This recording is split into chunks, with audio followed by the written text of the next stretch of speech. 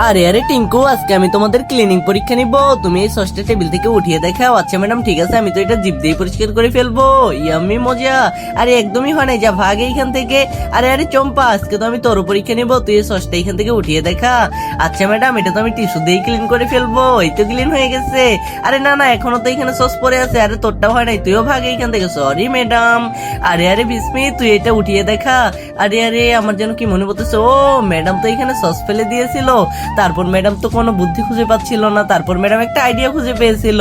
একটা tissue paper নিয়েছিল, একটা কলম নিয়েছিল, তারপর এইভাবে এইভাবে উঠিয়েছিল। এটা তো আমি দেখে নিয়েছিলাম, ম্যাডাম তো এটা জানেই না। আরে বাস, আমিও তো এই টিক্সটা অ্যাপ্লাই করব। এই তো আমার কাছে হেয়ার পিন আছে, এটা দিয়ে আমি এখন একটা টিস্যু পেপার পেঁচিয়ে নিব। তারপরে এই তো আমি আস্তে আস্তে উঠিয়ে ফেলবো। বন্ধুরা, তারপরে কি হয়েছিল? তার আগে বন্ধুরা, তুমি যদি হিন্দু হয়ে থাকো তাহলে ভিডিওটাতে একটি লাইক করবা, আর যদি মুসলিম হয়ে থাকো তাহলে লাইক এন্ড সাবস্ক্রাইব দুইটাই করবা, আর কমেন্টে তোমার সুন্দর নামটি লিখে যাবা। আরে বাস, এই তো আমি টিস্যু পেপারে সবগুলো সসে উঠিয়ে নিয়েছি। হুররে!